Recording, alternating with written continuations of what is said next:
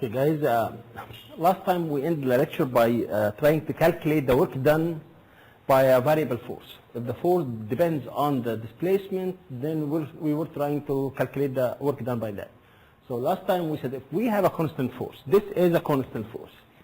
We have a constant force. And that force moves the object for the displacement delta x. In that case, the work done is equal to the force multiplied by delta x, and this is only if the force is in the direction of the displacement. And if you look at that definition of the work done, it's mainly the area under that curve. The area under that curve, this is going to be the work done. If we carry the same concept and apply to a variable force, now we have an example of a variable force that changes with the displacement. So in that case, if we draw the relation between the force and the displacement, and we try to find the work done by that force, so it's simply again it's the area under that force. So for some examples like mass and spring system, the force as a function of the displacement is simply this straight line. This is delta x. And if I ask you to move that from x equal to 0 to x equal to x1, what will be the work done? Simply it's going to be the area under that curve. And that's easy to do. But in this case, this is really hard to do. It's not easy to find the area under the curve. The only way to find the area under the curve is to assume very tiny displacements where the force is almost constant over that tiny displacement. Almost constant. That's an assumption. Then find the area, that area, and this is the work done to move it that small displacement. Then take another delta x, and we're going to assume again that the force is constant over that delta x. In that case, we can find the area under the curve. If we keep doing this for the whole curve, we will be able to find the area under the curve by summing all those small rectangulars. And this process mathematically is simply that integration. It's the integration from x1 to x2 for f as a function of x dx. So if you give me f as a function of x dx, if you give me the force f as a function of x, and if you integrate that force over the displacement dx from x1 to move the object from x1 to x2, this is simply the work done. And last time we gave an example for the force by spring, and if you remember the restoring force by spring equal to minus kx. So if we try to find the work done by the force, by the restoring force of the spring, this is going to equal to the integration from x1 to x2 to move from x1 to x2 for the force, for the restoring force dx. And this is, it's the integration from x1 to x2. The restoring force, we know that's minus kx dx. If you take minus k as constant and you take it out of the integration because k is constant, then minus k, then the integration of x dx, that's simply it's x squared over 2, or half x squared. So it's simply, in that case, it's this integration, that integration from x1 to x2, this can be replaced by x squared over 2 from x1 to x2, and that means those limits of the integration, they mean that it's minus k times k over 2 times x2 squared minus x1 squared. So this is the work done by the restoring force of the spring, of course. So where did the work go? Now you have a restoring force in the spring that makes work on the object that's attached to the spring. Where did that work go? In our last lecture, or the last two lectures, we said that if you have an object and if you move it, if you put a force on it and move the displacement x, then you're doing work equal to F dot x. And we have agreed that that force, that work, goes into changing the kinetic energy of the object. But what's going to happen if we have a variable force? Where did the work go? Will it also go to change the kinetic energy of the object? By physics, if we look at it, yes. Is it the same law that the change in the work done will equal to the change in the kinetic energy? Then let's find out. So I'm going to assume we know that the work done for a variable force, the work done by a variable force to move an object to a distance from a position x1 to position x2 equal to the integration for the force dx. Guys, the force is simply mass times acceleration. So I'm going to write the force as mass times acceleration. And I will write the acceleration in its derivative form, which is dv dt. That's what I did. So I'm going to replace force by mass times acceleration, and I will replace the acceleration by dv by dt, and this is what you see. I replace the force by mass times acceleration dx. Of course, mass is constant, that goes out of the integration. If we remember the chain rule that says that dv by dt can be written as dx by dt times dv by dx. This is, we call that for people who took calculus, that is the chain rule. So simply, I'm going to replace that dv by dt by dx dt times dv dx. Do you remember what's dx dt? Velocity. So I'm going to replace dx by dt by v. So it's going to be v times dv dx. So I'm going to replace dv by dt by v dv dx. So I'm going to replace the dv by dt in here by v dv dx. dv dx, that's just dv. So what is the integration of v dv? It's v squared over 2. So this is going to be v squared over 2 from v1 to v2, which is half v2 squared minus half v1 squared. This is going to exact, it's half mv2 squared minus half mv1 squared. The final kinetic energy minus the initial kinetic energy. Again, this is the same actually concept applies. The work done has went into the change the kinetic energy of the object. So the same thing, this is the work energy, the work kinetic energy theory. The work done has gone into changing the direction, the magnitude of the kinetic, sorry, actually kinetic energy is scalar. I shouldn't say the magnitude because it's useless. The work done has gone into changing the kinetic energy of the object. Oh, that's simply, that integration, that's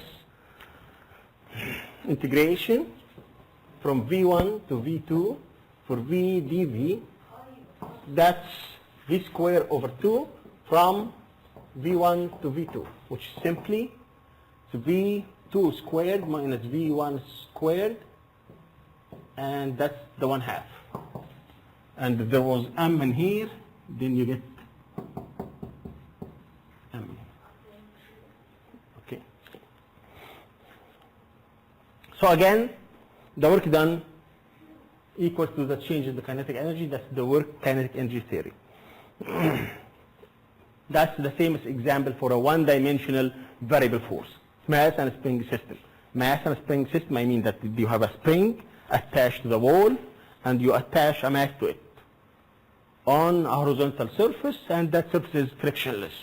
So if you give it a push, if the surface is really frictionless, then this will oscillate forever and it will never stop. So this is what happens.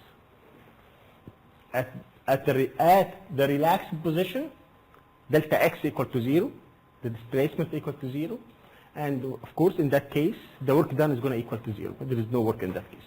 If you pull it a little bit or you push it a little bit, then you do work equal. You do force. Actually, the spring.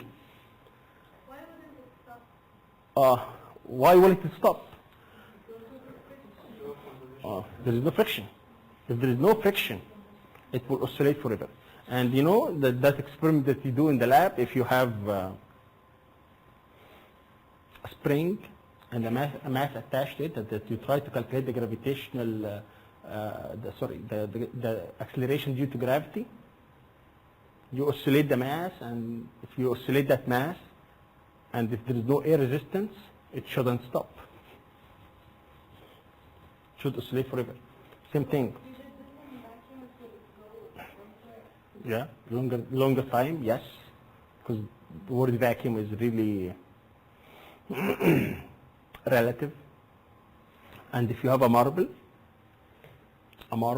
then, and if you throw it on assume that those two walls are just springs, and if you throw it into one wall, it will oscillate between the two walls forever, and it will never stop if we don't have any frictions on the floor. So what makes it stop actually? What makes it the friction force. Yes.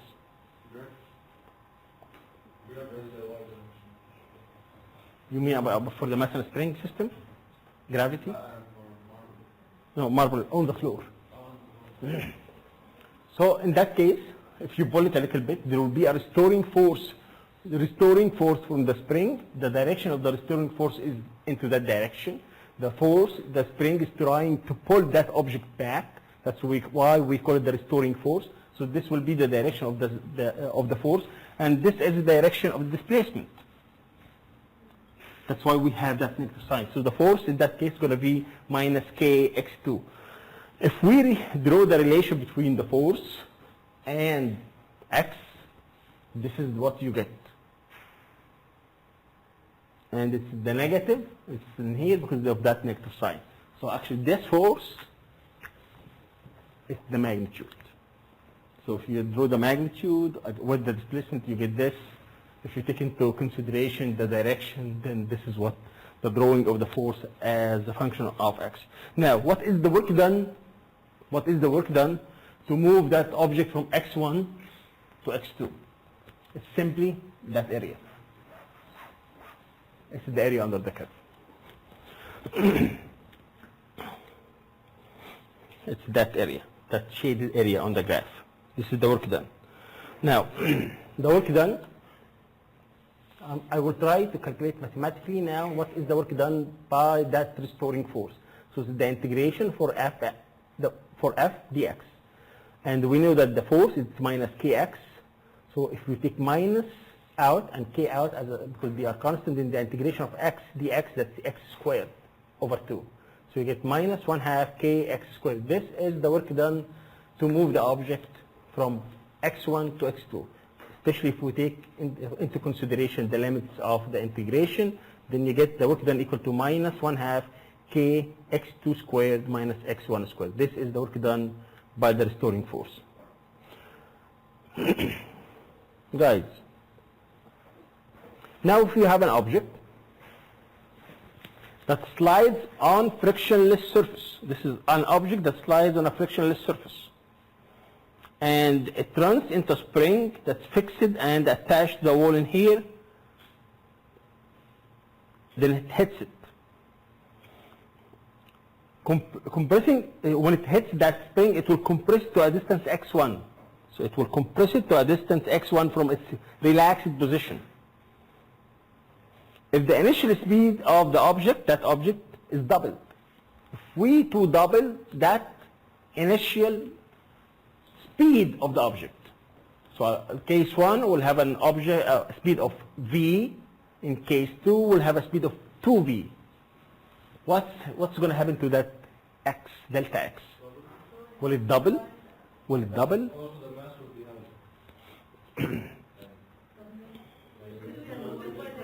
Okay, let's do that. I'll start with torque. Torque first, then Isra.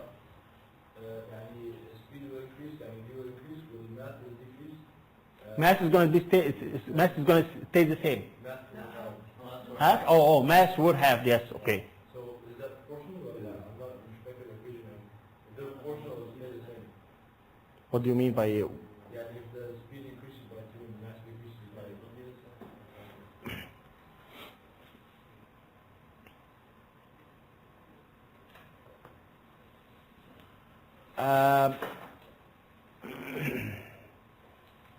You mean the relation between the mass and the velocity? There's no relation between them. Not change. Oh, kinetic energy is not constant. I did not say that the kinetic energy is constant. If I tell you that the kinetic energy is constant, then there will be a relation between them. Okay? But there is no relation between them now. In case number 1,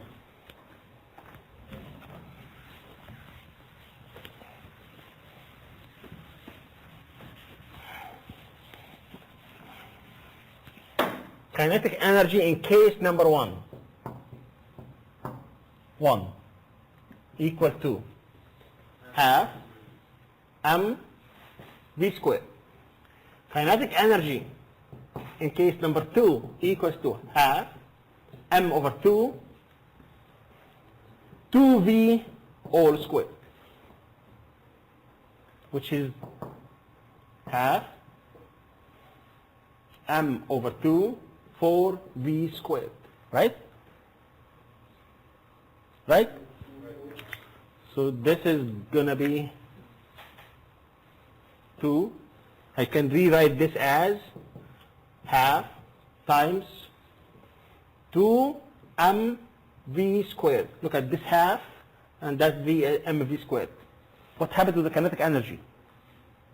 It doubled. So that means that the kinetic energy in case 2 equals to 2 kinetic energy in case 1.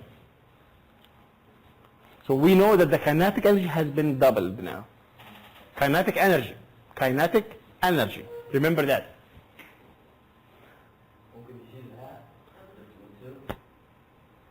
Oh yeah, well, and you get in here, if you do this, you get mv squared. So kinetic energy in case 1 half mv squared, while kinetic energy in case 2, that's a whole mv squared. That's why, so the same thing stays. Okay, the kinetic energy is related to The work done.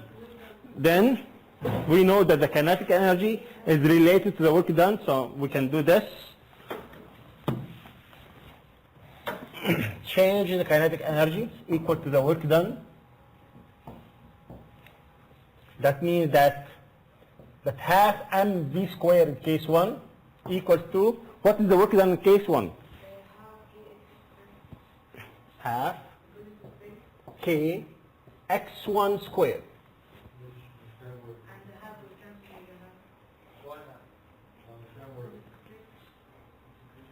The change in the kinetic energy equal to the work done. So if the displacement in case 1, that's x1, then the work done by the restoring force, that's half k x1 squared. I mean, why not work force equal Yeah. K? Force equal negative kx, then just forget the negative sign for now because it's just direction. So the integration of f dx will equal to the integration of kx dx, and that's half k x squared. So every time we use the change in kinetic but I can say have negative kx times x equals to the distance with the work will be active. Oh, but this is not a constant force. You cannot just multiply the force dot displacement. If you have a variable force, you have to do the integration. Okay? It's force constant. The force constant tells you how much force do you need to compress that spring 1 meter. Yes, given. It's known. It can be measured or it can be given as a constant. When you go and buy a spring, you can ask the guy about what is the force constant of that, or you can measure it in the lab. Okay?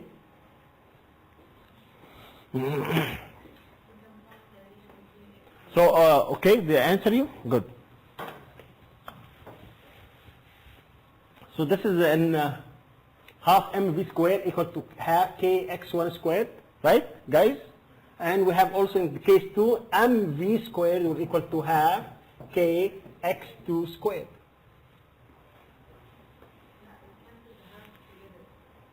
Which two have? No, this is for case 1. This is for case 2. How? This is case 2. Case 2 where the kinetic energy equal to double of case 1. Yeah, we can do that as well. So Isra is saying, can we just find the relation between x and the velocity? Half mv squared equal to, this is generally equal to half k x squared. And in that case, what happens?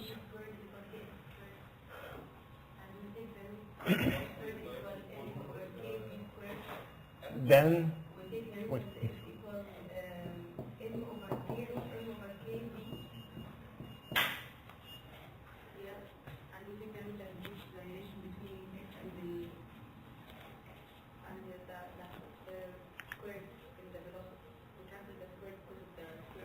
It's under the square root, so you want me to do this. You want me to do this. V, right? Okay. So now, Isra has given us a general formula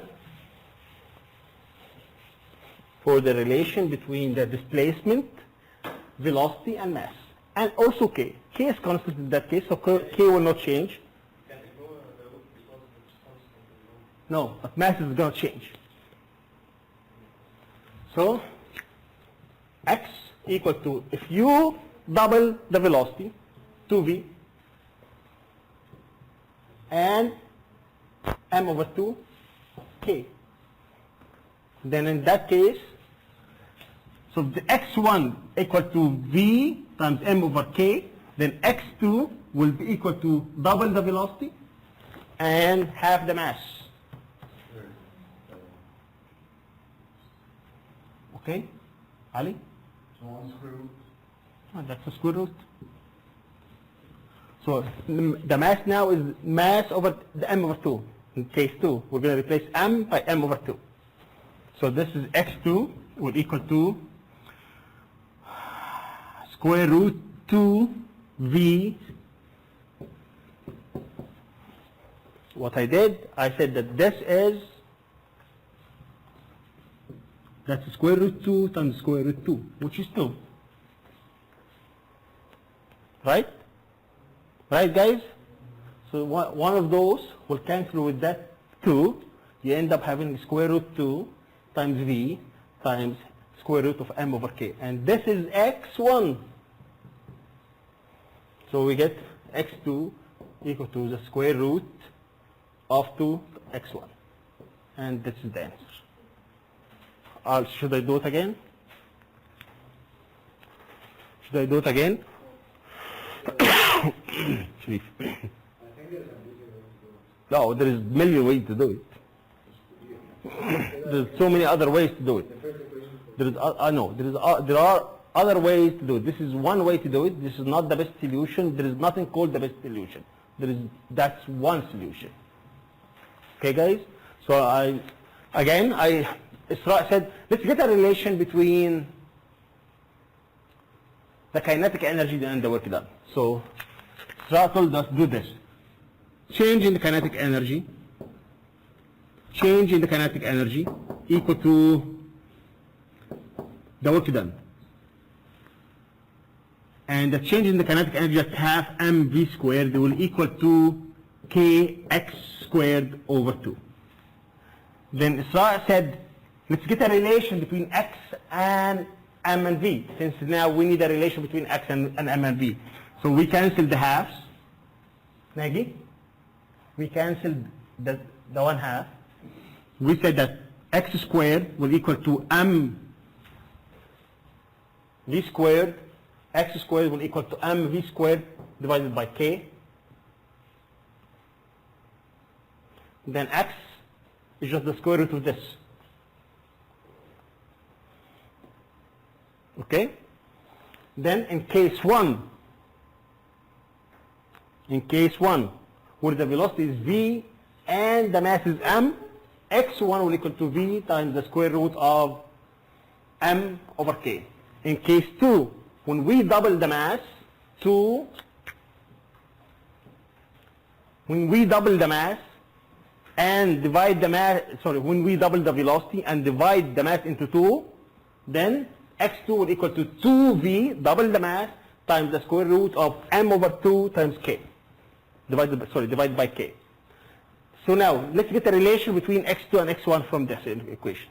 So I said in here, that 2 is mainly the square root of 2 times the square root of 2. One of those square root of 2 will cancel with that 2. You end up having a square root of 2 times v times the square root of m divided by k. And all of this is x1. Then I get a relation between x2 and x1. And Sharif is saying that there is another way to do it. I'm sure that there is other way to do it. But this is only a solution. So the answer is B in that case. So this is a solution. We got a relation between kinetic energy and work done, and we got a relation in case 1 between x and v, similar to this. And in case 2, we replaced v2 by 2v1 and m2 by m1 over 2, and we got a relation between x2, v1 and m1, and it's exactly the same equation, same answer. x2 equal to the square root of 2x1.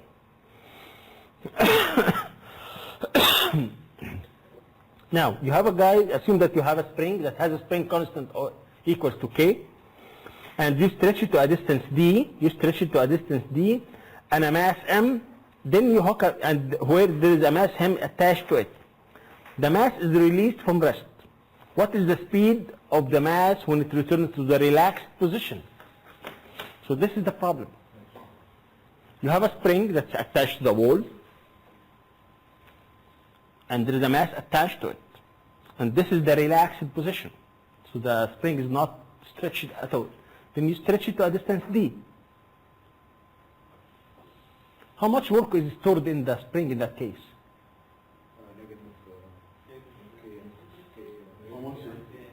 How much work or energy stored in the spring in that case? Half k d squared. Half k d squared, negative half k d squared. If I let go of that mass, then it will go back to the relaxed position. Then it's going to continue moving, and it will compress the spring, then it will stop.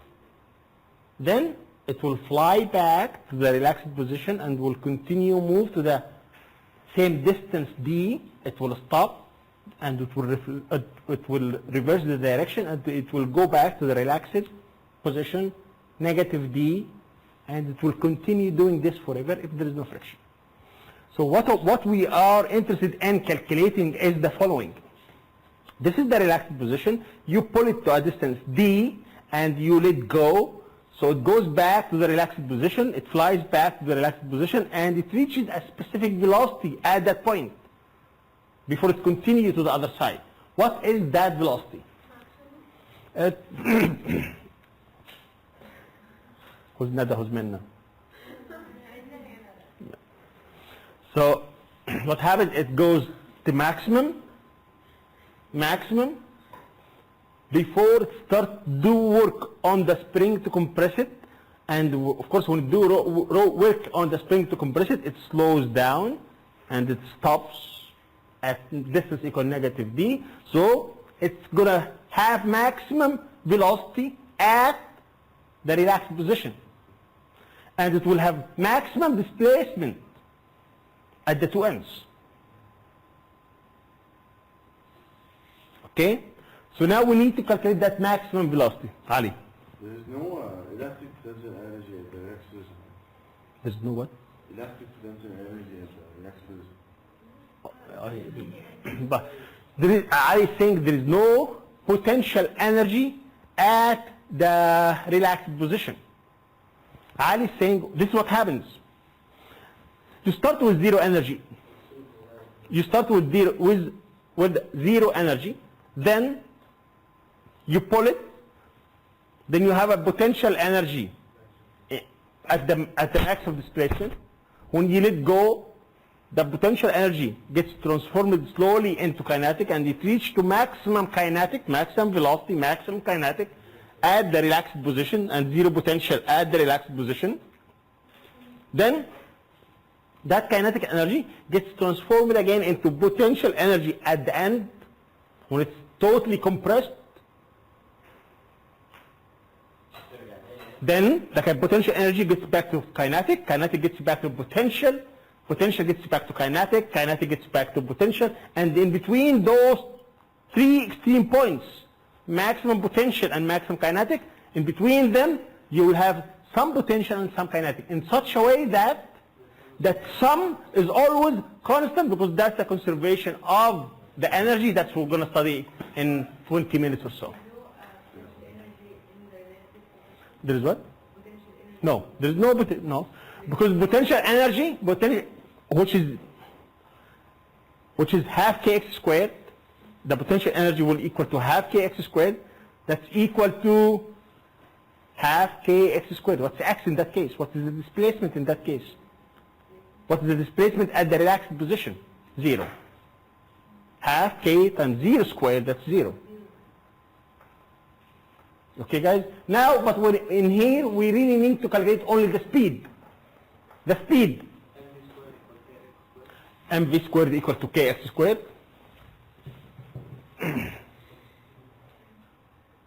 mv squared equal to kx squared. Half, of course.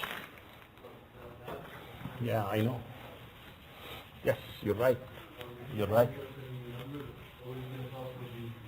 We're going to solve as a function of d. So you're saying half mv squared equal to half kd squared, because the maximum displacement in that case is d, and then v squared will equal to kd squared divided by m. That means that v will equal to the square root of k over m times d.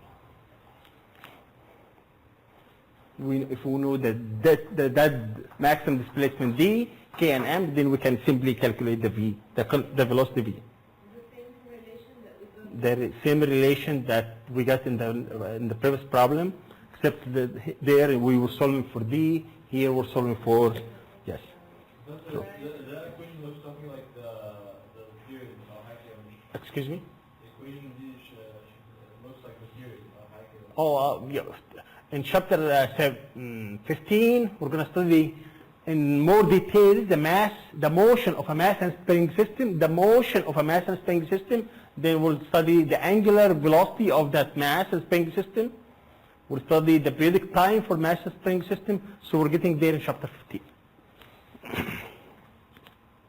And we call actually, or later on, we're going to call that kind of motion simple harmonic motion for a reason. We're going to say the reason now, but we're going to study that later on. We're going to call that motion, that's a simple harmonic motion, and we'll define what is a simple harmonic motion later on. Thank you, Turk.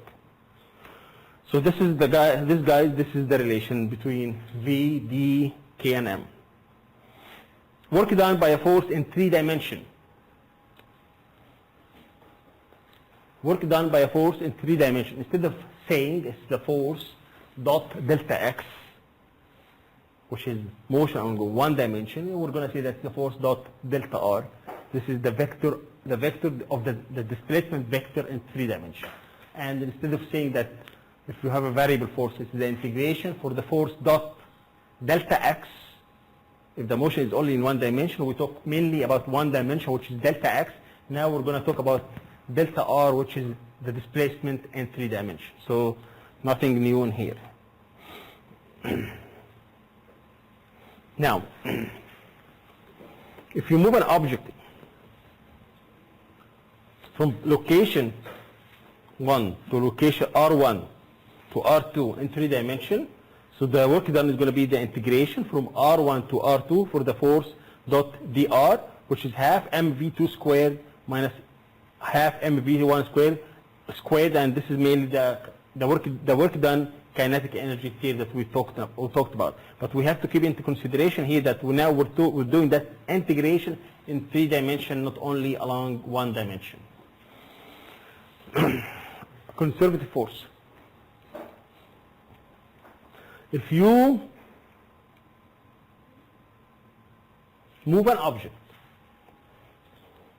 and we talked about that last time. If you move an object from point 1 to point 2, then take it back from point 2 to point 1. And if you try to calculate the work done by a specific force, in that path, and if it's zero, then this force is a conservative force. I will describe that in a little bit in more details. I will assume gravitational force. So, if I move that object from that height to here, a height h, from point 1 to point 2, a height h, what is the work done by the gravitational force?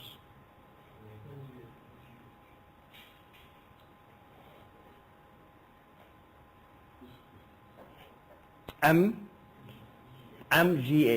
Is this correct?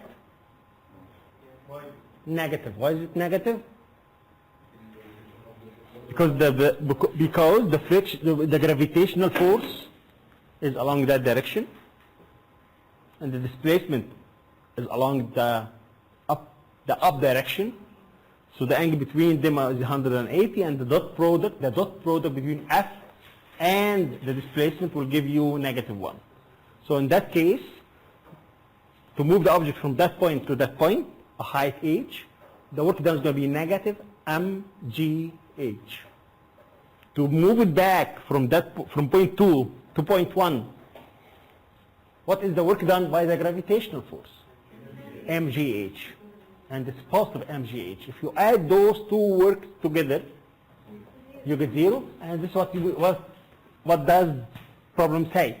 If you move an object along that path and you take it back to the original position, if you add those two work done and if you get 0, then this work done does not depend on the path, on the path, and we call that force a conservative force. But friction force, for example, frictional force, if I move that object,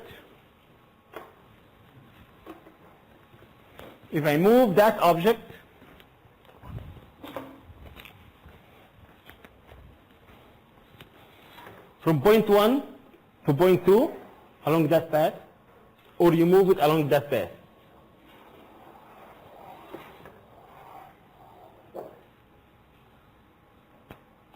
where is the work done by the frictional force the same in the two paths? No. It's not going to be the same. Of course, you're going to have more frictional work done by friction on the longer path than the short one. That's why we call the frictional force a non-conservative force. Friction force is not a conservative force. So we have two types of forces now, conservative and non-conservative forces, and we know how to differentiate between them.